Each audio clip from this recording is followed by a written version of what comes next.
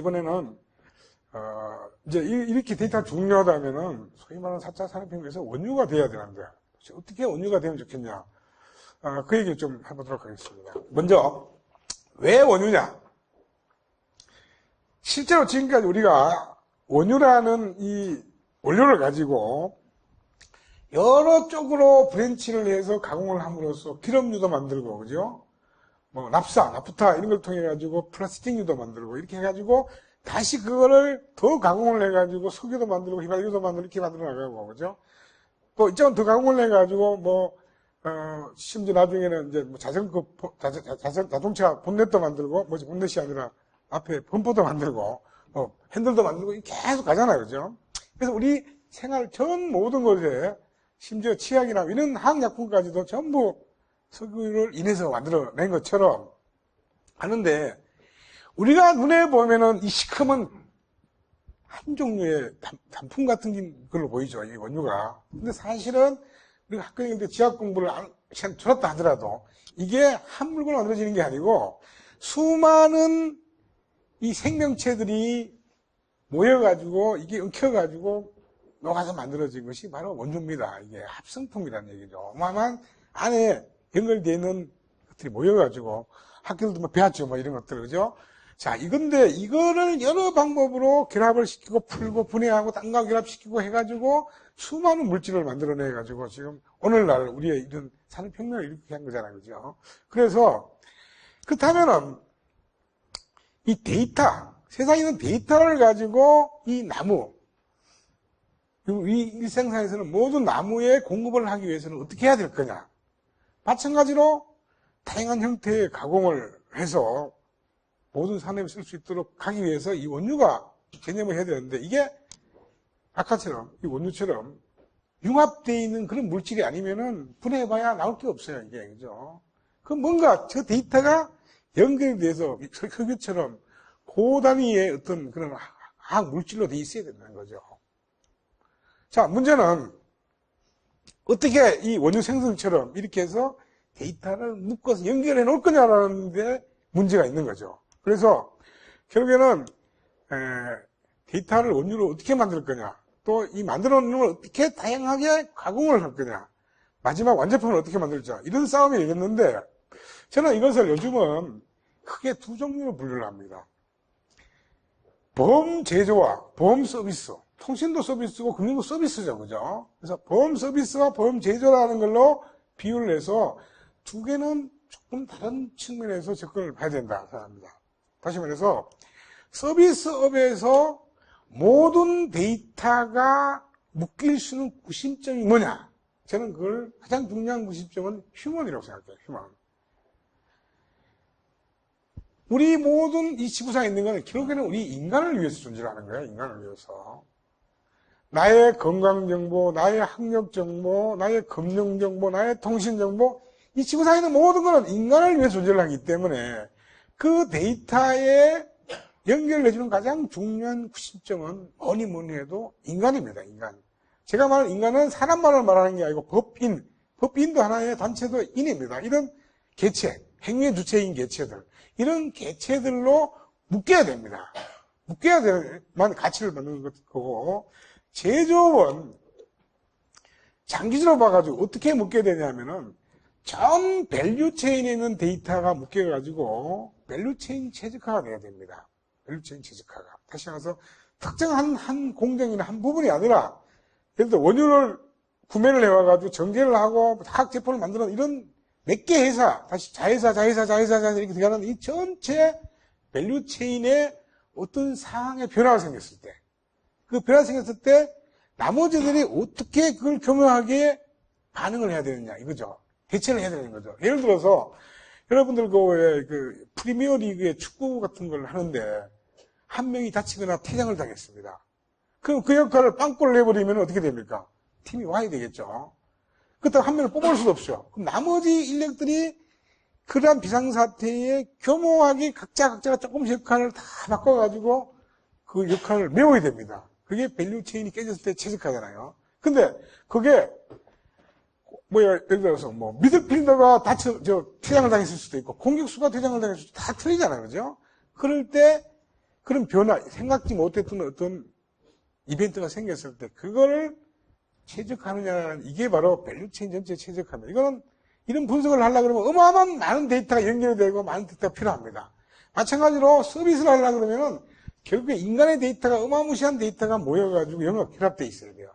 그래서 제조에는 이 밸류체인 전체에 대한 데이터와 그 주변에 있는 데이터가 연결되어 있어야 된다는 개념이고, 서비스업 쪽은 인간 중심으로 데이터가 모여 있는 것이 되지 않으면은 의미가 없다라는 것이죠. 그렇다면은 이 두 가지는 공통적인 특성을 가지고 있습니다. 아주 다양한 종류의 데이터.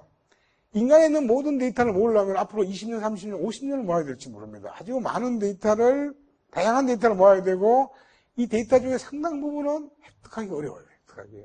이 데이터는 이 사람이 갖고 있어, 저 사람이 갖고 있고, 다 갖고 있는 게 아니고, 이 데이터 이 사람은 일부만 갖고 있고, 이 사람은 일부만 갖고 있고, 그죠? 모아내기가 상당히 어렵다라는 것이고, 모아놨다 하더라도 독립적으로 있으면 아무 의미가 없어요. 이거 다 연결을 해놔야 됩니다. 연결을 해놔야 된다는 어려움이 있고, 또 장기간 해야 의미가 있다. 오랜 기간에 많은 데이터를 모아야 된다는 것이고, 품질이 확보돼야 된다는 것이고, 이걸 모아만 놓고 연결을 해놓은 게 아니라 이걸 가지고 다음 레벨의 가공을 얼마나 잘할 수 있는 전문가가 필요하냐. 이런 것들이 다 있어야 되기 때문에 사실은 굉장히 어려운 작업이라고 볼 수 있죠. 자, 데이터는 연결이 돼야만 가치를 갖습니다. 제가 이 데이터를 나무의 잎사귀로 비유를 많이 하는데, 잎사귀에는 무수한 데이터가 있다고 생각해 봅시다. 그 잎사귀들은 제대로 된 줄기, 굵은 가지, 장가지, 제 위치에 그 데이터가 나뭇잎이 붙어 있어야 탄소 동화작용도 하고, 해가지고 이 열매도 맺고 이렇게 합니다, 이게, 그죠? 근데, 만약에 이 낙엽, 잎이 다 줄기, 가지에 안 붙어 있으면 그러면 뭡니까? 바로 낙엽이 되는 거예요, 낙엽. 낙엽은 끽해야 퇴비로 쓰거나 땔감으로밖에 아예 가치가 없는 건 아니지만 이 정도 가치밖에 가질 수가 없다는 겁니다. 마찬가지입니다. 데이터가 사람을 기점으로 해가지고 모여가지고 나의 건강정보, 나의 통신정보, 나의 금융정보 이런 식의 데이터가 모여야 나라는 인간에 대한 모든 분석이나 판단이 가능해지고, 이걸 더 높이면 우리 지역에 대한 정보, 어떤 여러 가지 디멘전에 대한 정보로서 다 향상이 될 수 있는 그런 정보인데, 이게 안 되고 독립적으로 떨어져 있으면은 낙엽하고 똑같습니다. 낙엽하고 똑같기 때문에 그냥 얘 가지고 특선 참조 정보로 필요할 때 참조를 하는 정도라든가, 아니면은 약간 단순한 분석, 통계 처리를 단순한 집계나 추이 정도로 보는 정도 이상은 활용할 수가 없다는 겁니다, 이게. 그래서 저는 얼마 전에 제가 국가 그 기관장을 만나가지고 이 얘기를 했어요. 이거 하루 이틀에 크는 나무 아니다. 그렇지만 누군가가 나무를 심어서 키우기 시작해야 언젠가는 가지는 나무가 되지, 갑자기 자고 올랐더니 뻥튀기 돼서 저 나무 이런 건 절대로 없다. 지금이라도 만들어야 된다. 제발 만드셔야 된다. 제가 이 얘기를 엄청나게 하는데 얼마나 먹히게 될지는 모르겠지만은, 근데 저는 이런 식의 강조를 좀 하기 위해서 그때 그분을 위해서 자료를 만드는 겁니다. 자, 이번에는 이 휴먼 데이터 말고 이제 밸류체인 얘기 좀 해봅시다. 밸류체인을 하기 위해서 재밌는 개념을 하나 포함해 드릴게요. 이게 그 타코마 브릿지라 그래서 뉴욕에 있는 다리인데 몇십 년 전에 만들어진 다리입니다. 이게 강철로 만든 다리인데 초속 53m를 견딜 수 있도록 아주 든든하게 만든 이 뉴욕의 굉장히 자랑이 있는 그런 다리인데, 이게 불과 초속 19m의 산들바람에 이게 완을 하고 무너집니다. 이거 실제 영상입니다. 그 지나가던 기자가 직접 촬영한 영상인데, 이 철교가 종이 조각처럼 바람에 흔들리다가 이게 급기야는 안으로 무너집니다. 그러니까 인터넷에 가시면은 타코마라고 치면 얼마든지 볼 수 있는 동영상입니다. 자, 이 놀라운 현상이 왜 벌어졌느냐 이거죠. 그것은 여러분들이 이 실제로 TV 보다 보면은 소프라노 가수가 막 소리 들려요. 갑자기 와인이 쨍 깨집니다. 모르는 사람이 보면은 이 음파에 물리적인 힘이 세가지고 깬 것처럼 보이지만 아닙니다. 이 음파의 이 진동과 이 와인잔의 진동이 어우러져 가지고 이게 공진현상을 일으키게 해서 학대 증폭 현상이 일어나서 깨진 거거든요. 다시 말해서 아까 그 다리가 무너진 것은 이 바람의 진동 계수하고 이 흔들린 진동 계수가 같아가지고 이게 증폭 현상이 일어나가지고 그렇게 출렁거렸던 했던 거죠. 이게. 그래서 무너진 겁니다, 이게. 자, 제가 왜 이런 재밌는 이런 사실을 말씀드렸는지 다음 문장을 보면 더 재밌는 게 있습니다. 자, 기업의 어떤 상황을 연못이라고 한번 비유를 해봅시다. 잠잠한 내 마음 연못에다가 누군가 돌을 던집니다. 돌을 땅 던지죠? 그러면 돌이 뺑 날아와가지고 떨어지면서 이게 파장이 생깁니다. 이렇게 영향이라는 파장이 생겨요. 또 돌이 나와서 파장이 생깁니다. 기업에는 언제나 이런 많은 영향 요소들이 일어나게 됩니다. 이렇게. 자, 이게 한 번만 일어나는 게 아니고 불특정 다수로 여기저기에서 많은 영향 요소들이 일어나면서 파장과 파장이 파장을 만들고 파장과 파장이 만들고 계속 간섭 현상이 일어나잖아요. 그래서 우리가 막 하다 보면은 이게 막 굉장히 일렁이는 그런 잔물길이 막 생기지 않습니까? 기업의 상황이 이렇거든요. 예측 못했던 수많은 파장의 상황이 일어납니다. 자, 문제는 이겁니다. 하나하나의 파장을 보면은 리스크 레인지를 넘어서지 않아요. 절대 안전한 얘기인데, 이게 아까 우리 공진현상하고 똑같이, 이게 소위, 우리 한국 쓰는 말로 아다리. 어떻게 아다리 되느냐에 따라서 이게 어마어마한 일로 퍼질 수 있다는 겁니다. 실제 이게 우리 눈에 자주 나타나는 현상이 있습니다. 이게 뭐라고 하냐면은 바로 너울성 파도라고 얘기하면 실제 일어나고 있어요. 저 먼 바다에 1m 이상 파도가 없어요. 절대로 안전한 파도인데 이 1m짜리 파도가 어떻게 매칭되느냐에 따라서 갑자기 이게 너울성 파도가 돼가지고 해일로 내려옵니다. 실제로 존재하고 있어요, 이게. 자, 기업에 있는 수많은 단계, 수많은 요소들이 아까 그 연못에 있는 돌처럼 던져지고 파장을 일으켜요. 하나하나 체크포인트 아무리 줘봐야 영향이 없어요. 그런데 막말로 어떻게 아다리 되느냐에 따라 가지고 이런 현상이 일어날 수 있습니다. 인간이 알아낼 수 없는 현상이. 이것들을 그때그때 맞도록 판단해내는 거, 우리 알파고처럼, 그죠? 알파고 갑자기 이산수를 딱 떴을 때 그 영향을 파악해서 하는 것과 똑같은 그런 요소를 어떤 수많은 상황이 나오더라도 판단을 해낼 수 있는 어떤 이것들이 소위 말하는 밸류체인 최적화라는 개념이죠. 그죠? 자, 이런 개념을 해내야 되는데, 문제는 제가 실제로 한 재밌는 사례를 하나 보여드리면요. 국내 닭 잡는 회사, 하여튼 제가 직접 가서 일해줬던 그 사건이라 제가 보여드린 건데, 여러분, 닭 잡는 게 굉장히 간단해 보이죠? 닭의 목을 비틀어도 새벽은 온다, 그죠? 정말 목만 치면 끝나야 보이잖아요. 실제로 보면은 닭을 거꾸로 매달아가지고 이렇게 롤로 들어가면서 잘 지나갑니다. 그러면 칼이 와서 목을 딱 쳐요, 진짜로. 피가 쫙 쏟아집니다. 그럼 털 뽑고 했다가 하면 끝나요. 정말 단순해 보이는 그런 회사인데, 여기 어마어마한 밸류체인이 숨어 있는 회사입니다, 이게. 여러분들, 금융 쪽에 외환 딜러 하는 사람들, 무한 잘못하면 큰 돈 날아가잖아요. 이거보다 훨씬 10배, 100배 더 밸류체인의 제작이 필요한 그런 업종입니다, 이게. 왜 그러냐면요. 이 닭이라는 거는 생명체이기 때문에 아까 제일 중요한 타이밍이 맞느냐 안 맞느냐에 따라 금닭이 됐다가 똥닭이 되는 거예요, 이게 완전히. 이거는 갑자기 야간 작업해가지고 밤샘이 돌간 작업해가지고 닭을 키울 수가 없어요. 예를 들어가지고 내가 매를 며칠 날 닭을 몇 마리를 공급하겠다라고 하려고 그러면요. 최소한 6개월 전부터 그 6개를 낳는 엄마닭, 그 6개의 계란을 낳는 엄마닭이라는 종계라고 해요. 종계를 6개월부터 마리수를 키워야 돼요, 이렇게. 한목이 안 커지니까. 근데 엄마닭은 짓을 행깁니까? 엄마닭을 키우는 진짜 조상닭이 있어요. 이걸 원종계라고 얘기하는데 그 원종계를 6개월 전부터 마리수를 늘려와야 돼요. 네? 늘려와야 되는데 그 타이밍이 어떻게 맞느냐에 따라 가지고 오늘까지는 닭이 없어서 못 파는, 아무리 사이도 못 파는데 딱 내일 되는 순간에 못 판다고 어떻게 돼서 맛은 떨어집니다. 값은 떨어져요. 근데 이놈이 모이는 먹네. 한 잔 안 넣으시죠.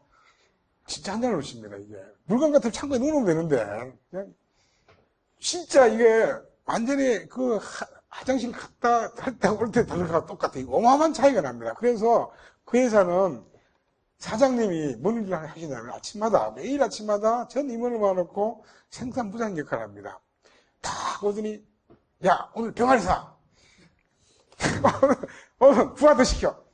이거 생산부장이나 임원이 한 번 했다가 잘립니다. 왜냐? 안 맞아보세요. 그래서 그 일을 20년 이상 한 사장님의 감으로 병아리 사 이렇게 됩니다. 병아리 값이 닭값의 90%까지도 가요. 이게 굉장히 차이 납니다. 왜? 롤백을 할 수 없죠. 판단을 실수를 롤백할 수 있는 방법이 없는 거예요, 이게. 다른 데도 커버할 수 있는 리커버리 방법이 없는 거예요, 이게. 그죠? 어마어마한 식의 이 타이밍의 차이에 따라서 가격이 어마어마하게 출렁거리는 요소를, 이거를 잡을 수가 없는 거예요, 이게. 그래서 사실은 이런 닭장군 회사 하나만 더 이 밸류체인이 어마어마하게 중요한데, 이 왕의 꿈을 그려줄 수 있는 안전이가 존재하지 않습니다. 지구상에, 그죠? 진짜 굉장히 어렵습니다. 이 하나만 하더라도. 그래서 제가 시간이 없기 때문에 일일이 말씀을 못 드리는데, 이 닭의 값에 영향을 미치는 요소가 어마어마하게 많습니다. 재밌는 거 몇 개 말씀드리면, 뭐 이런 잘 알고 있는 날씨, 이건 당연하고 AI 뭐 이런 건 당연한 얘기인데, 더 재밌는 거는요, 스포츠 이벤트. 우리가 4강에 갈 건지 못 갈 건지, 이거 영향 엄청나게 있거든요. 여러분들, 월드컵 가면 치맥 아니에요, 그죠? 치맥. 죽입니다. 이거 하나에 따라서 영향이 어마어마합니다. 별별 게 다 영향을 미치게 되는 거죠. 그래서 이런 요소 중에 하나만 어긋나도 갑자기 틀려지는데 그걸 리커버리 할 방법이 없다 보니까, 야, 중간에 빨리 병아리 사가지고 시작을 하든지, 부하부터 시작하든지, 엄마닭 사든지 해야 되는데, 이게 어떤 건 6개월, 1년 전부터 시작을 해야 된단 말이에요. 그죠? 어마무시하게 어렵습니다. 판단 하나에 미스가요. 그래서 진짜 이 닭 하나 피는 것도 이 밸류체인이 엄청난데, 이걸 하기 위해서요, 시간이 없으니까 그냥 설명드리면, 제가 그 회사에 직접 필요한 거 말고 외부 데이터만 제가 주제로 뽑아봤는 게 이겁니다. 시장 경기에 영향을 엄청나게 받기 때문에 경기 전망, 하늘 전망, 무역 수지, 아니 국가가 해야 될 일을 해야 됩니다. 이게 옆에 가보면은 기후 동향, 질병 정보, 환경청이 해야 될 일 다 해야 됩니다. 이게 게다가 치맥, 월드컵 경기 결과 정보, 예? 이런 것들도 영향을 미치죠. 아까 육계, 종계, 뭐 사료, 그 외국의 어느 그 사료하는 뉴질랜드나 이런 데가 지금 풍년에 들었는지 안 들었는지 그것도 영향을 다 미친다는 얘기예요. 그리고 학교 급식이 어떻게 될 거야, 정부 정책이 어떻게 될 거야, 이런 영향부터 다른 회사 정보, 이런 것들 다 영향이 미칩니다. 정말 쉽지 않은 겁니다. 이거 풀어낸다는 게, 이 방정식을 푼다는 게 쉽지 않은데, 자, 이렇게 생각해 봅시다. 누군가 이 데이터를 다 만들어줬다 치자 이거죠. 누군가가 하여튼 어마무지한 돈을 들여 이 데이터를 싸그리 다 만들어줬어요. 그리고 엄청나게 똑똑한 파스칼 같은, 데카르 같은 수학자가 와가지고 방정식을 풀기 시작합니다. 영화에 나온 장면처럼 칠판 가득히 써가지고 풀어가지고 방정식을 풀다 칩시다. 그러면 답 내겠죠, 그죠? 만화에서, 영화에서, 그죠? 현실은 어떠냐, 이거죠, 문제는. 현실은 이 중에 몇 프로 데이터를 구할 수 있겠느냐. 라고 생각하고 방정식을 풀어봅시다. 어떤 방정식이 나오겠습니까? 이상은 좋고 꿈은 좋은데, 이 중에서 얼마를 미지수를 상수로 바꿀 수 있느냐고 생각을 해보면은 아무리 좋은 수학자가 오더라도 풀기 어렵다는 겁니다. 근데 이게 현실이거든요. 방정식을 안 풀 수는 없잖아요. 어떻게 됩니까? 그래서 앞으로의 싸움이 무슨 싸움이 되느냐라는 제 얘기를 하려고 하는 거죠. 앞으로 무슨 싸움이 되느냐. 자, 냉장고를 부탁해보면 거기에 많은 답이 들어와 있습니다. 냉부, 그죠? JTBC 냉부. 냉부를 보면은 이런 프로가 나옵니다. 게스트가 나와서 나 비린내 되게 싫어해. 비린내를 잡아야 되는데 원래대로 하면은 음식에 비린내를 잡으려면 맛술이 필요합니다. 아시죠? 맛술을 넣으면 비린내가 없어져요. 이걸 못 잡으면은 그 게임에서 지는 거죠. 자, 그런데 문제는 그 냉장고에 있는 재료만 가지고 해야 되다 보니까 불사 냉장고에 맛술이 없습니다. 그럼 어떻게 해야 돼요? 비린내 못 잡는 거죠. 자, 그랬는데 최현석이가 쌀뜨물을 가져와가지고 비린내도 잡고 맛도 냅니다. 모르면 불가사이고 알면 상식입니다. 자, 이런 다른 방법 하시면서 그 데이터를 구할 수 없으면은 다른 방법을 가지고 그 데이터로 대신할 수 있는 걸 누군가 찾아내야 됩니다. 아무도 안 가르쳐줘요, 아무도. 가르치지 않는다는 얘기죠. 자, 아까 말씀드렸듯이 그 회사에 있는 모든 데이터를 다 알고 X를 다 구할 수 있다면은 수학자인 파스칼 데카르트가 가지고 답을 풀릴 수 있을 건데, 문제는 냉장고를 부탁해처럼 당신 냉장고에 있는 데이터만 쓰라 이거죠. 당신 회사에 구할 수 있는 데이터만 가지고 방정식을 풀어라는 겁니다. 그러다 보니까 누가 필요합니까? 최현석이처럼 다른 걸로 그 값을 낼 수 있는 그걸 찾아내는 창의력 있는 사람이 필요하다는 겁니다. 이게 책에 나옵니까? 그거 오래 잡나 나옵니까? 안 나온다는 얘기죠. 셰프가 이 칼질을 빨리 한다 해가지고 할 수 있습니까? 아니란 얘기죠. 수많은 경험과 능력과 창의력과 이 모여야만 나오는 겁니다. 갑자기 무협지의 주인공처럼 누구가 몇 같은 내공을 받아서 하는 게 아닌다는 얘기죠. 그죠? 그래서 생각보다 이 굉장히 어렵다는 얘기입니다. 그렇지만 이 싸움이 될 거라는 얘기죠. 그러면은. 자, 빅데이터 산업에서 정말 가장 중요한 영역이 뭘까? 제가 여러 번에 걸쳐가지고 식료품과 비유를 많이 했는데, 자, 어떤 요리를 한다고 칩시다. 물론 그 요리를 만들기 위해서는 제일 밑에는 원시 재료가 필요하겠죠. 그 원시 재료의 제일 그 위치하는 바는, 예를 들어 내가 뭐 감자가 필요하다면 감자는 저 어느 농가에서 하고 있겠죠. 그죠? 소고기가 필요하다. 어느 농장에서 소를 키우고 있겠죠. 자, 이런 것들을 내가 음식 만들면 직접 가서 가져올 수는 없잖아요. 그죠? 그러려면은 이 다양한 재료를 모아서 저기 가락 농산물 시장 같은 걸 하나 만들어서 거기다가 흙 묻은 채로 뭐 좀 있는 채로 모아가지고 쌓아놓는 이런 게 필요하겠죠. 이게 그죠? 이게 필요합니다. 그래서 이게 어떻게 보면은 흩어져 있는 수많은 데이터를 모아놓는 기본적인 인프라, 플랫폼을 이걸로 비유를 할 수 있습니다. 물론 이거 필요합니다. 자, 근데 이것만 가지고는 이 흙 묻은 채로 할 수가 없는 거죠. 근데 대부분의 회사들은 이런 상태를 해놔놓고 열심히 농산물 시장을 만들어 놓고 흙 묻은 채로 채소부터 묻은 거 갖다 놓고 거기서 짜장면 하나 만들기 위해 가지고 거기서 주섬 sup아가지고 요리해가지고 짜장면 하나 만들어 먹어요. 뭐 만들 수 있겠죠? 그게 너무 아깝습니다, 이게. 그거 짜장면 하나 만들어 먹으려고 우리가 농산물 시장을 만들어야 이건 말이 안 되는 일이잖아요. 그죠? 그래서 물론 이게 필요합니다만은 이거의 다음 단계가 뭐겠습니까? 이걸 마트에라도 가서 팔라 그러면은 이 농산물 시장에 있는 이 채로는 안 됩니다. 최소한 뭘 해야 되죠? 세척을 하기도 해야 되고 보관하기도 하고 따듬기도 하고 포장도 하고 진열도 하고 이런 여러 가지 작업을 합니다. 이걸 전처리라고 해요. 전처리를 합니다. 있는 그대로 여러 가지 따듬어 놓고 미싱 밸류 처리한다고 하는 많은 기법들이 있어요. 그걸 통해서 데이터를 보관하고 따듬고 하는 이런 많은 작업을 해야 되는데 여기서 끝나는 게 아니에요. 이 정도는 그냥 마트에서 갖다 쓸 정도의 어떤 그 정도의 이 재료가 되는 거고, 이걸 조금 더 가공을 해야 됩니다. 어떻게? 고추장을 만듭니다. 된장을 만듭니다. 고추장은 뭐예요? 몇 가지 섞죠? 고추하고, 뭐, 물엿하고, 뭐, 몇 가지 섞어가지고, 일정 기간 숙성을 시켜야 됩니다. 그죠?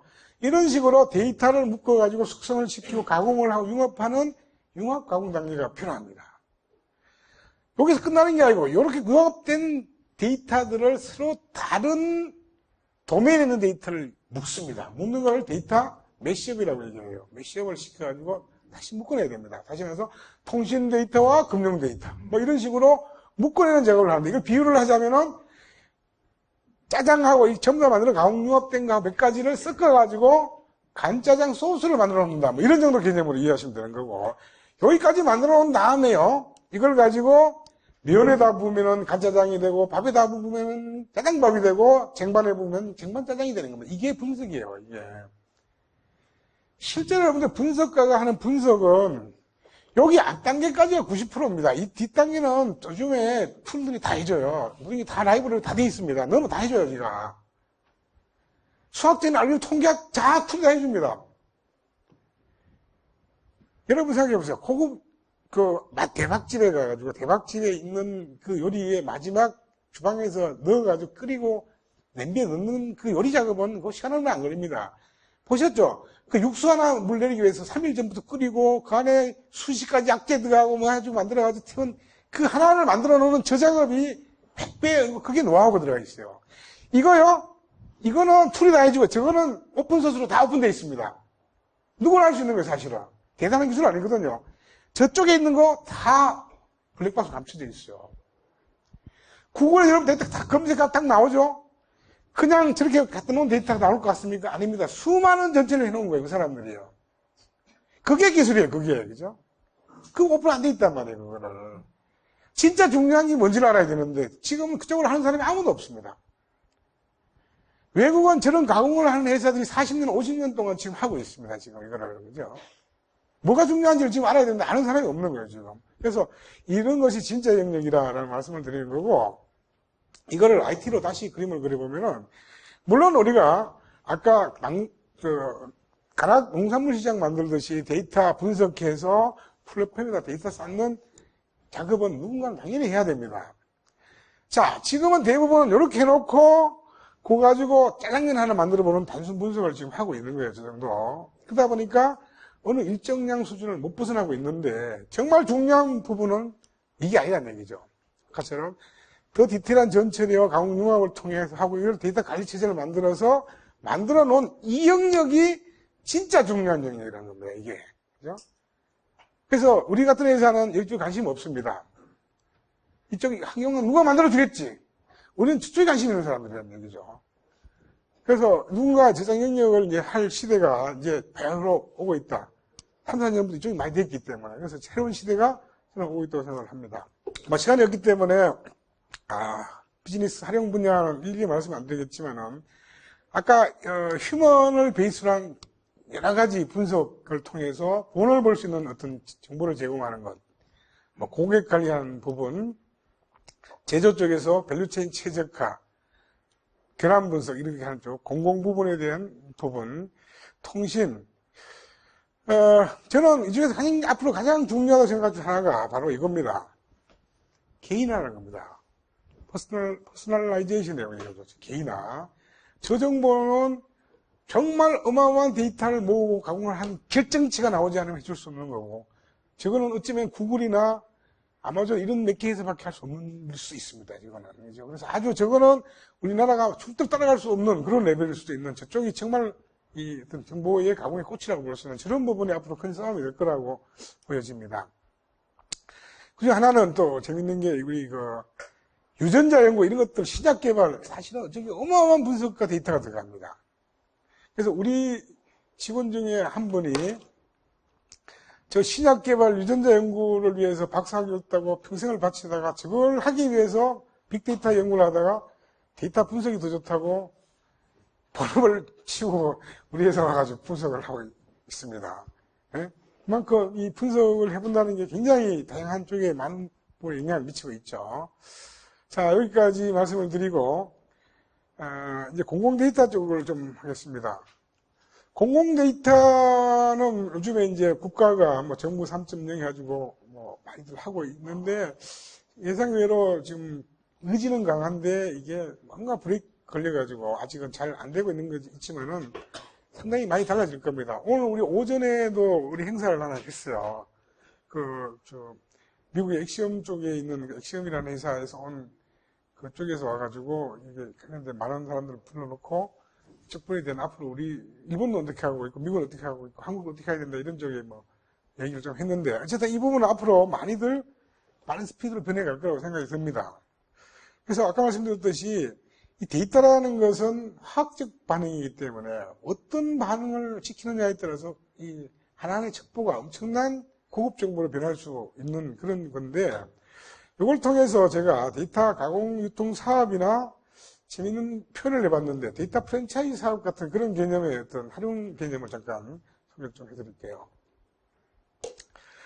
데이터 가공 유통이라는 것은 여러분 들어봤는지 모르겠지만 데이터 브로커라는 개념이 있어요. 브로커. 마치 우리가 무슨 브로커 쓰는 그 브로커와 비슷한 건데 수많은 주변에 물론 인적 정보가 가장 많긴 하지만은 각종 웹 정보부터 시작해서 우리 인간이 내가 흘리고 다니는 나의 행동에 들리던 모든 정보를 싸그리 끌고 와서 그거를 머지하고 막 복잡하게 분석을 해가지고 종합적으로 수집을 해서 이걸 데이터 가공 공장처럼 마치 그런 재처리하는 공장처럼 데이터를 가공해서 고급 정보를 만들어냅니다. 그리고 그 정보를 물건처럼 팔아먹는 거죠. 파는 이런 가공 유통 사업이라는 개념이 있는데 미국에는 이런 엑시엄이라든가 엡실론 같은 이런 큰 회사들이 있는데 이런 회사들은 거의 업력이요 40~50년 넘었습니다. 40년. 그리고 잘 들어봤죠, 여러분들? 9.11 사태. 9.11 사태에 용의자 색출을 국가가 해준 게 아니고 저는 엑시엄 같은 회사가 해줬습니다. 지금도 FBI가 정보가 필요하면은 전 회사 데이터를 삽니다. 어마무시한 데이터들이 모여가지고 그런 범인의 용의자를 잡을 수 있을 만큼의 엄청난 정보가 들어가 있기 때문에 뭐라도 할 수 있을 만큼의 데이터가 모여 있는 거예요. 50년 이상 모아온 거예요, 데이터를. 자, 이런 정보를 하고 물론 우리나라는 이걸 하기 위한 개인정보 보호 이런 것들에 대한 많은 문제가 있지만 잘난 척 할 필요 없어요. 더 선진국에도 다 가는 만큼 하면 됩니다. 우리만 별나게 생각할 거 없이 가면 되죠. 그죠? 우리가 방지할 수 있는 방법을 찾아야지. 옛말에 그런 말 있지 않습니까? 구더기 무서워 장 못 담그냐? 벼룩 잡으려고 초가상권 태우냐? 말이 안 되는 일을 가지고 덤비지 말고, 그 중요한 거는 모릅니까? 중요하도록 하면서 괜찮도록 만들면 될 거 아니냐, 그죠? 그 때문에 초가상권 태울 수는 없잖아요, 그죠? 구더기 무서워 장 안 담글 수는 없지 않습니까? 그런 개념으로 가야 되고, 어쨌든 요즘에 각 기업들이 자기 회사가 비즈니스를 하면서 생긴 데이터를 기반으로 그 주변 데이터 좀 모아가지고 해보겠다라고 폼 잡는 회사들은 꽤 있습니다. SKT, 네이버, 다음, OK, K시백, BC카드 이런 쪽 회사들이 좀 일부 있는데 어쨌든 이런 것들이 좀 잘 돼서 그렇잖아요. 우리가 이 선사시대가 아니고는 자기가 자급자족 해먹고 하는 데가 있습니까? 내가 만들고 남고 해놓고 사먹어야지. 데이터도 마찬가지입니다. 다양한 걸 하려면 사먹어야죠. 옛날에 우리 고추장 된장까지는 집에서 해먹었지만 나머지는 당연히 마트에서 사와야지. 뭘 지가 만듭니까? 당연히 만들 수 없습니다. 그래서 데이터 사는 체제가 만들어져야 되고 이게 돈이 돼야 됩니다. 그래서 이런 사회가 돼줘야 데이터의 진정한 데이터 사회가 될 거라고 생각을 합니다. 아까 제가 말씀드렸듯이 데이터라는 것은 매시업까지 일어나야만 진정한 가치 있는 데이터로 거듭납니다. 문제는 예를 들어서 통신 데이터, 에너지 데이터, 금융 데이터, 에너지 데이터 어디서 옵니까? 한정 같은 데서 올 수 있잖아요. 그죠? 금융 데이터, 통신 데이터, KTF 이런 데서 내려오잖아요. 그죠? 이런 데이터가 전혀 다른 어떤 그런 정보들이 화학적 반응을 일으켜줘야만 되는 건데, 저는 이제 문제는 이겁니다. 우리가 학교 다닐 때 대학 입학 시험을 치려면 국영수가 중요한데 국어, 영어, 수학 다 잘 맞아야지. 국어만 100점 맞고 나머지 빵점 맞으면 좋은 대학 못 가고. 얘는 국어만 100점이고 나머지 빵점이에요. 이 친구는 수학만 100점 나머지 빵점이에요. 이거 똑같아요. 데이터를 자기 데이터만 가지면 자기 데이터 100점인데 나머지 빵점인 거예요. 그죠? 이걸로는 절대로 좋은 대학 못 가듯이 좋은 데이터 못 만들어낸다는 거죠. 그래서 예를 들면 아까 BC카드 봤지만 BC카드 같은 개념은 자기가 카드업을 하고 있지만은 자기 카드만 하고 있는 게 아니라 11개 기업의 카드를 지원해주고 있잖아요. 다시 데이터에 90점이 있다는 거예요. 90점. 현존의 90점이. 예를 들은 거고, 이런 90점 역할을 누군가는 해줘야만 데이터가 모인다는 겁니다.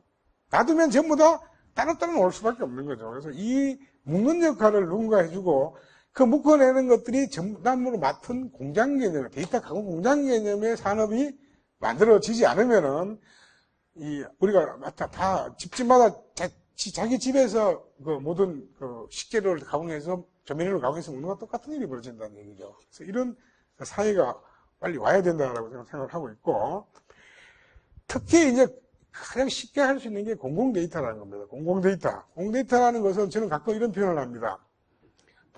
잘하면 봉이 김선달이가 될 수 있다. 봉이 김선달이가 어떻게 했죠? 지가 아닌 대동강 물 가지고 물론 사기를 쳤지만은 이걸 바치는 것처럼 노는 것처럼 만들어가지고 팔아먹었잖아요. 사기를 치자는 얘기가 아니고 대동강물은 자기 게 아니라 국가 거듯이 이 공공 데이터는 내 거 아닌 국가 겁니다. 돈 안 줘도 되는 거죠, 그죠? 국가 이 대동강물을 가지고 어떻게 봉이 김선달이처럼 사기가 아닌 좋은 논밭을 만들어 파느냐의 싸움이라는 거죠. 얼마든지 할 수 있는 싸움이지 않습니까? 그래서 그거를 가지고 데이터를 생산을 하고 가공을 하고 서비스를 하고 융합을 하고 등등을 해가지고 하는 이런 공장 같은 개념을 만들기 위해서 우리가 여러 가지 국가 차원의 이런 빅데이터 플랫폼을 만들고 이걸 공공 데이터만 집중 연구하는 연구소를 만들고 이 봉이 김선달이 아이디어 같은 아이디어, 사기 아이디어가 아니고 정말 국가에 도움이 되는 아이디어를 넣어가지고 강을 시키는 플랫폼을 가지고 시키는 이런 체제가 만들어졌는데, 저는 그래요. 국가가 할 일은 페이스메이커 역할이라고 생각해요. 페이스메이커. 페이스메이커 뭐죠? 마라톤을 뜁니다. 지가 우승하려고 하는 게 아니고, 진짜 선수들이 제대로 뛸 때까지 앞에서 어느 순간 리드해주는 거예요. 지금 사람 있는 사람들이 아직 세계를 못 갈 때 국가가 페이스메이커 역할을 하고 가서 같이 가게 해주다가 그래서 저기 빠지면 되는 그게 국가 할 일이고, 또 하나 국가가 할 일은 뭐겠습니까? 바로 1타 MP예요. 1타 MP. 국가가 누구 하나를 향해서 할 수는 없는 거죠. 내가 하나 해놨더니 얘도 쓰고 쟤도 쓰고 다 해서 쓰더라. 그게 1타 쌍피보다 더 큰 게 MP잖아요. 그죠? 이 MP 하는 일은 국가가 하는 일이 아니라고 생각해요. 조미료가 뭐예요? 조미료가. 안 들어오면 모든 국에도 들어가고 밥에 된장에도 되고 다 들어가 조미료라고 그러죠? 다시 말해서 국가 만들어온 데이터, 그 조미료 데이터를 모든 사람이 다 할 수 있으면 그게 일단 MP라는 거예요. 그죠? 국가가 뭐요? 국가 세금, 국민 세금 가지고 만든 거잖아요. 그리고 국민 세금 가지고 모든 사람이 다 도움을 받으면 그게 일단 MP 아니냐 이거죠. 그런 일을 하면서 그것도 페이스메이커 역할을 지금 할 때다라고 저는 생각을 합니다. 그래서 이 공공 데이터를 가지고 이런 먼저 가공 체제를 만들어서 그 조미료를 만들어서 산업에 도움을 주자. 그래서 제가 그 얘기를 다시 합니다. 아까 제가 이런 공공 데이터로 외부 데이터를 만든 건 주재료, 부재료 중에 조미료 개념이라고 말씀을 드렸잖아요. 자, 공공 데이터는 누구나 갖다 쓸 수 있듯이 우리가 옛날에 누구나 쓰는 이 조미료 개념의 된장, 고추장은 재료를 누구나 구할 수 있습니다. 고추, 마늘 이거 다 구할 수 있잖아요. 누구나. 못 구할 수 없어요. 다 구할 수 있는데 옛날에는 이걸 구해가지고 어떻게 했습니까? 자기가 직접 집집마다 만들어 먹었습니다. 그랬더니 비싸기도 하고 맛도 천지 차이고 수고도 들어가고 힘도 들고 여러 가지 있었지 않습니까? 그래서 요즘 어떻게 해요? 순창 고추장 만들어가지고 공장에서 만들어가지고 싸게 팔잖아요. 그죠? 더 좋은 거를. 그때 어떤 효과 났습니까? 편하잖아요. 쉽게 사 먹잖아요. 쌉니다. 훨씬 더 싸요. 품질도 더 좋아요. 다양해. 종류가 매고 덜 매운 거 다양하게 있습니다. 계속 반복적으로 매일 한 번 먹고 치우니까 계속 먹을 수 있습니다. 왜 지가 만들려고 하냐. 예를 들어 공공 데이터 가지고 기업마다 만들면 품질 틀려요. 만들기도 어려워요. 시간 많이 걸려요. 좋은 거 안 나와. 그렇게 할 필요가 있냐 이거죠. 공공 데이터를 가지고 순창 고추장 만드는 데서 만들어가지고 국가적으로 누구나 다 쓸 수 있는 순창 고추장 뿌리는 게 훨씬 더 좋은 사업이라는 저는 생각을 갖고 있고, 이거 국가 돈으로 큰 돈 들어가는 건 아니고 하자 이거죠. 해야 된다고 생각이 들어요. 자, 데이터 프랜차이즈 사업이라는 것은요, 제가 이름을 좀 개념을 좀 이해하시키려고 일부러 프랜차이즈라는 말로 비유를 했는데, 프랜차이즈가 뭐예요? 본사가 있고 가맹점이 있는데, 본사는 자본이 없어요. 기술은 갖고 있고 네임밸류는 갖고 있는데, 왜? 원래는 하면 수많은 가맹점을 내 돈 들여가지고 다 세워야 되잖아요. 그죠? 돈 엄청나게 많이 들고 리스크 있잖아요. 근데 이 프랜차이즈 장점은 뭐냐면은 나는 기술과 네임밸류와 이런 판매망만 갖고 있고 내 돈 안 들이고 전국 각각에 있는 수많은 업은 가맹점 지원을 하는 거죠. 그죠? 서로 윈윈이네. 그죠? 나는 내 돈 안 들이고도 전국에 거대한 마치 우리의 회사처럼 만들 수 있고 리스크 적고, 그것이 많이 팔아먹고. 가맹점을 가진 분들의 장점이 뭐예요? 장점이. 내가 솔직히 내가 은퇴해서 지금 아무리 독에 앉아가지고 열심히 요리 연구해봐야 국민들이 다 알아줄 수 있는 요리 만들기 어렵지 않습니까? 그죠? 그 네임밸류 바로 얻을 수 있죠? 기술 다 얻을 수 있죠? 그 물류망에서 싸게 공급될 수 있죠? 이런 가지 장점이 있죠. 그죠? 이제 이런 것과 똑같이 이런 데이터를 이제 그런 개념을 가졌는 얘기죠. 그래서 우리가 아까 말씀드린 거 해보면은 본사는 브랜드 파워, 기술력, 조달 능력, 그 대신에 남의 돈으로 사업을 확장할 수 있다는 장점, 리스크가 서로 줄어든다. 그 대신에 반제품으로 공급을 하면은 그 동네에 있는 닭집에서 마지막 요리를 양념 통닭도 만들고, 그죠? 모두 만들어가지고 튀김 통닭도 만들어가지고 가잖아요. 이렇게. 자, 이렇게 하고, 가맹점은 소자본으로서도 이미 유명한 브랜드 파워를 획득할 수 있다라는 것이고, 안정된 품질, 고객도 바로 큐, 그러면 무조건 맛있겠다 생각하고 가잖아요. 그죠? 그렇게 할 수 있고, 수많은 사람들 일자리 창출을 해줄 수 있잖아요. 근데, 이거의 제일 단점이 뭐죠? 유인할 수 있는 방법인데, 단점이 바로 이겁니다. 지금까지 왜 프랜차이즈가 요구를 먹느냐면은, 이런 기득권을 갖고 있다 보니까, 이 본사가 욕심을 부려가지고 갑질을 하는 것 때문에 문제 생겼잖아요. 근데, 국가가 하는 짓은, 많은 가맹점 잘 먹고 잘 살게 하기 위해서 하는 용도로 한다면은 갑질 자체가 없는 사업입니다. 그러면은 이 프랜차이즈의 장점을 고스란히 살 수 있지 않겠냐, 그죠? 갑질을 하는 게 문제고, 이 갑질을 안 한다면은 이 방법은 가장 합리적이고 제일 좋은 유인하는 방법이라고 생각합니다. 다시 말해서, 데이터를, 아까 말했듯이 그 국가에 있는 어마어마한 데이터를 고급 가공을 시켜서 데이터 반제품을 만들어 놓는 것은 일개 스타트업이 할 수 있는 데이터가 아닙니다. 절대로 못 만들어요, 이거를. 여러분 생각해보세요. 기상 데이터 하나 가지고 K웨더부터 수많은 기업이 생겨요. 다음 단위 정보 가지고도요. 아까처럼 그걸 고급화시키면 그 K웨더 정보와 게임이 안 되는 어마어마한 놀라운 정보들이 지금 반제품으로 나올 수 있단 말이에요, 이거를. 그렇죠? 이 반제품 주면 그걸 가지고 아이디어 좋은 젊은 애들이 요즘 모바일에다 별별 아이디어 넣어가지고 만들면은 그 쓸데없는 게임 만드는 거, 그 게임 만드는 거 어디 씁니까, 그거? 그게 왜 인생 바치지 말고, 돈 내려놓고, 그거 하란 말이에요, 그죠? 그러려면 재료를 걔들이 못 만들잖아요. 그건 위적 외부 좋잖아요. 그럼 국가는 얼마 줬습니까? 일자리. 지금 이번 정부가 하고 싶은 게 뭐야? 일자리 아니야, 이거죠. 그 게임 만들어봐야, 어쨌든 한 히트 치더라도 그 인생 다 버립니다, 왜? 이 도박과 똑같아요. 다음 게임 또 히트 칠 것 같죠? 웃기는 소리 하지 마. 절대로 못해요, 그거.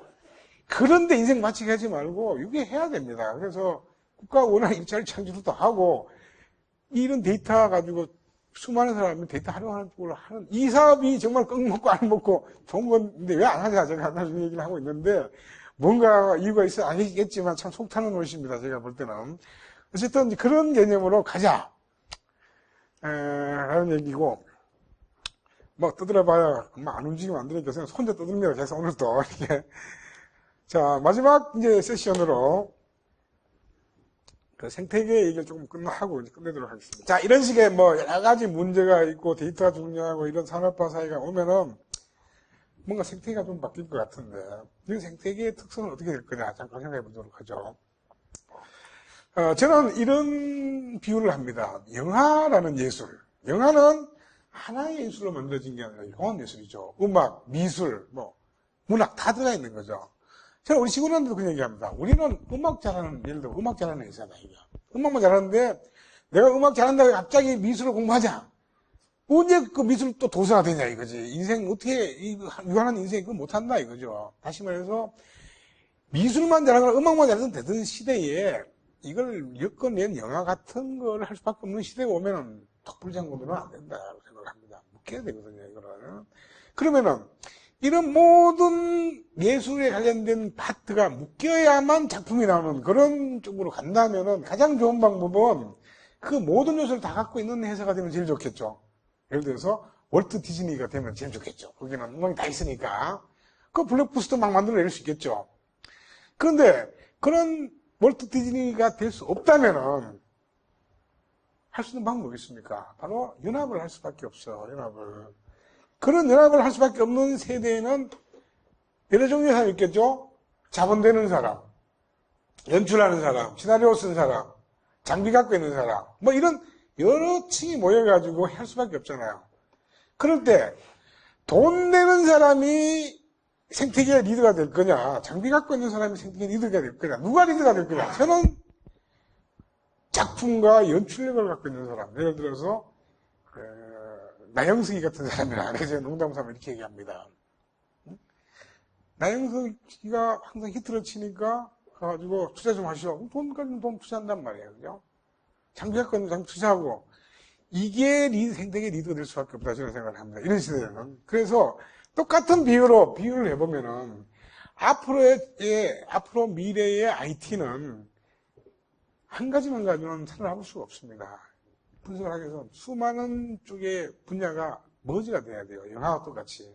그래서 저희도 우리 여기서 혼자 할 수 있다고 생각을 안 합니다. 그래서 제가 자꾸 이런 걸 하는 것도 같이 합시다, 같이 힘을 합시다라고 얘기하는 것도 이미 시대가 한 가지 예술만 가지고 할 수 없는 시대가 왔기 때문에 묶어서 해야 된다고 생각하는 겁니다. 그래서 물론 이거를 월트 디즈니 같이 누가 해주면 좋은데 불행하게도 저는 우리나라 SI들이 잘 못한다고 생각해요. 뭐 죄송한 얘기지만 왜냐하면 지금까지 주로 SI 하는 사업 위주로 지금까지 몇십 년을 흘러왔기 때문에 이게 굉장히 약하게 돼 있어요.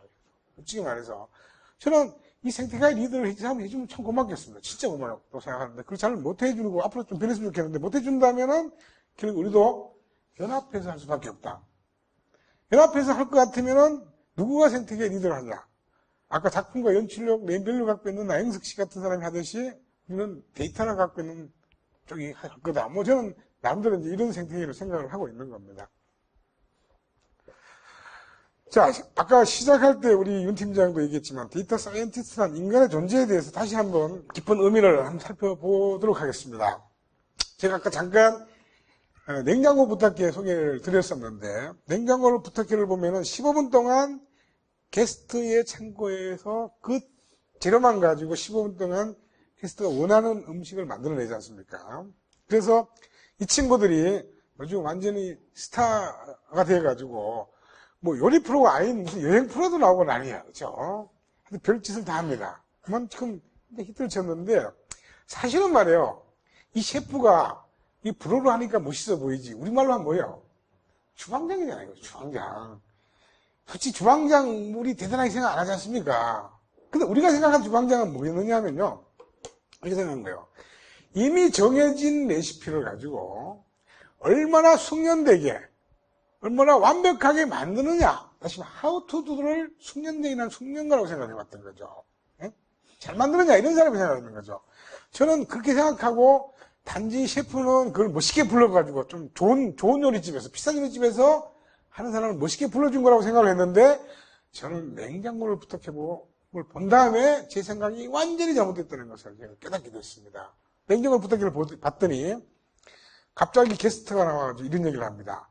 동화 속 냉장고에 나온 악당 같은 요리 만들어주시오. 무슨 거짓 소리야 이게, 그죠? 어느 천재 동화 속 냉장고에 나오는 무슨 악당 같은 요리가 도대체 어디 있습니까 이게? 그것도 이 지구상의 이 특별한 예 입맛에 맞춰가지고 그것도 그 냉장고 안에 있는 재료만 가지고 이건 어디에도 없어요. 마치 우리 바둑을 뜨는 프로 바둑 기사가 어떤 상황에 직면했을 때 그런 똑같은 케이스를 한 번도 본 적이 없는 것과 똑같아요. 그렇지만 그 사람은 뭘 해요? 구단다운 수를 찾아냅니다. 뭐가 있기 때문에 외워서 그런 게 아니고 머릿속에 종합적인 판단력이 있기 때문에 창의력이 있기 때문에 찾아내는 거예요. 이게. 그거는 정석을 많이 외워서 된 것도 아니고 바둑을 오래 떠서 된 게 아니라는 얘기죠. 복합적인 녹아서 만들어진 능력이라는 겁니다. 이게 외워서 나오는 게 아닙니다. 학교 성적은 외우면 나오는데 이건 외워서 안 나오는 성적이라는 얘기예요. 학습이란 말이 있어요. 학습.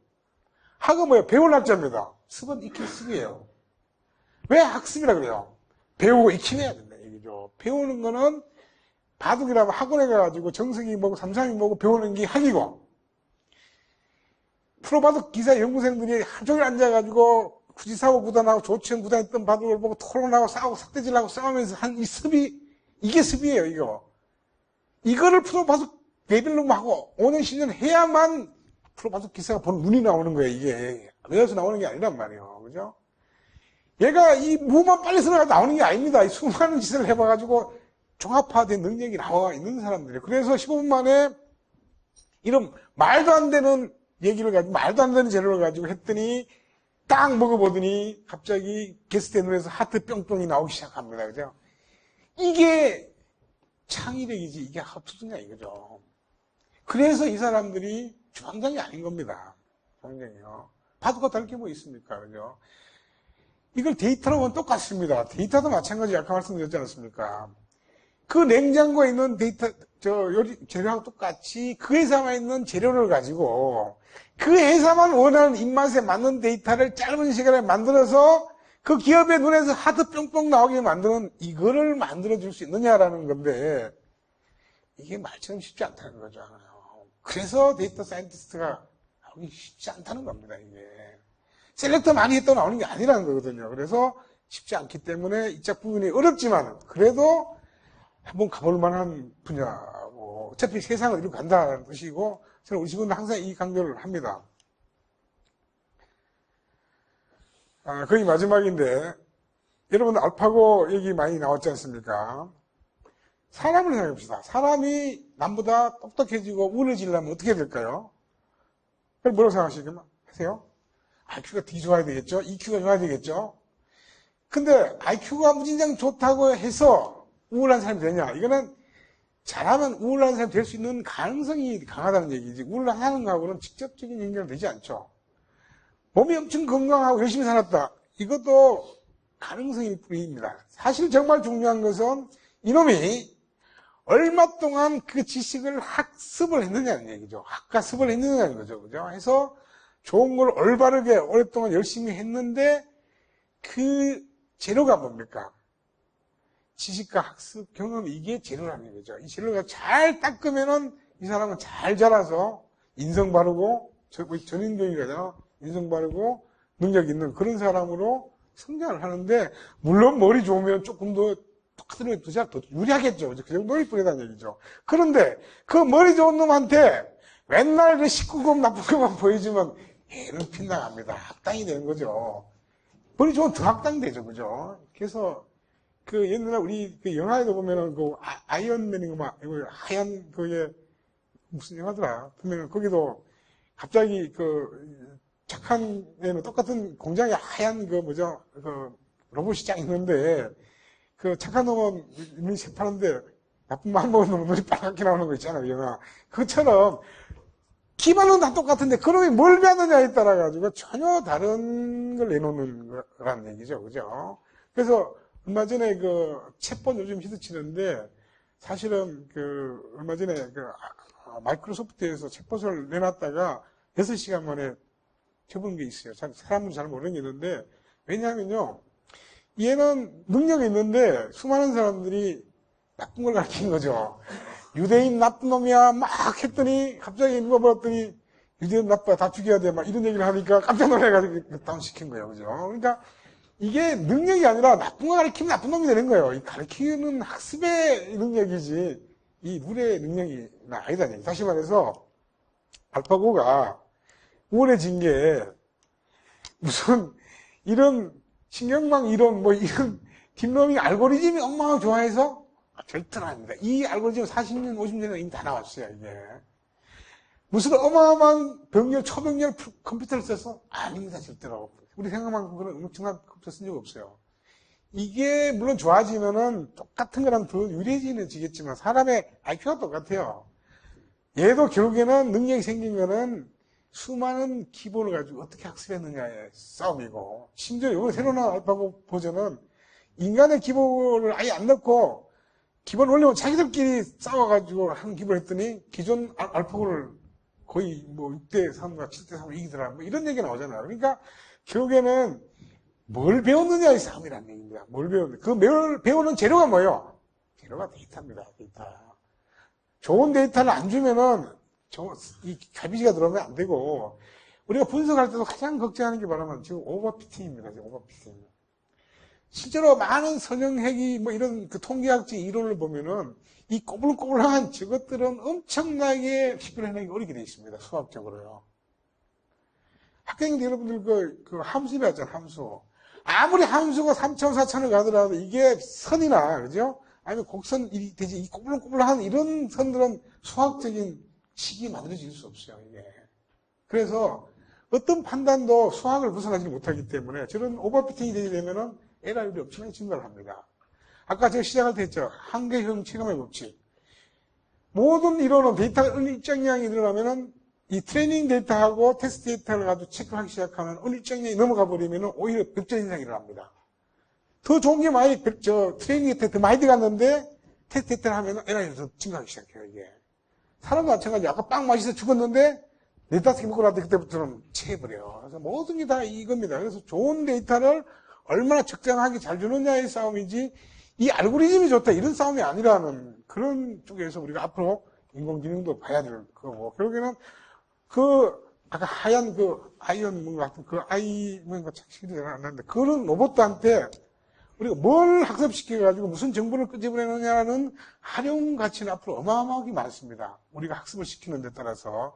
그래서 이런 여러 가지 앞으로 질병부터 시작해서 투자 예측, 위험 분석, 시장 트렌드 예측, 뭐 이런 경제 전망, 금융 보정, 뭐 개인 아까 말했던 퍼스널라이제이션, 뭐 이런 등등의 활용을 할 때 그 로봇을 가지고 예를 들어 우리가 교육을 뭘 시키듯이 인간의 데이터를 가지고 교육시켜서 만들 수 있는 건 어마어마하게 늘어났습니다.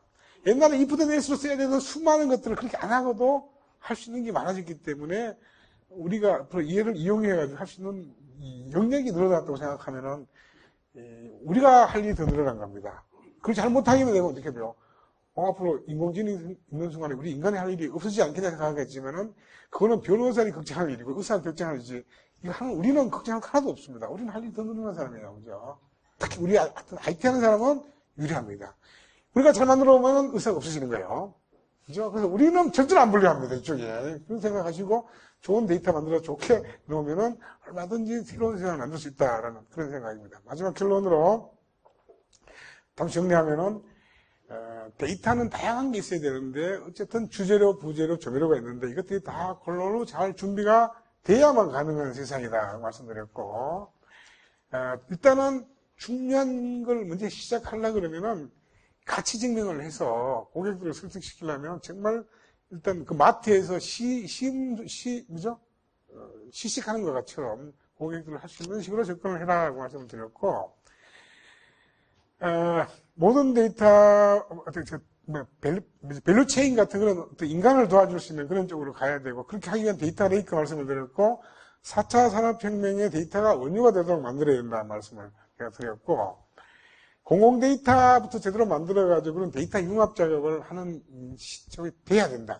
그래서 국가가 페이스메이커 역할을 해줘야 된다. 하고 말씀드렸고 이 모든 것이 하우투두가 아니라 인간이 뭘 할 거냐 하는 그 사람의 역할, 데이터 사이언티스트 역할, 나영석 씨 같은 이런 사람의 역할이 카메라가 얼마나 좋으냐가 중요한 게 아니라 나영석 씨 같은 사람이 오히려 좋은 프로를 만드는 지름길이다 하는 말씀이 오늘의 주 내용이었습니다. 자, 여기까지 바쁘게 달려왔는데 쉬지도 못하고 그래도 제가 내용을 꽤 재밌게 만들었다 생각이 들어가지고 공감을 좀 했으리라고 생각을 합니다. 제 강의 오늘 여기까지 하도록 하겠습니다. 수고하셨습니다.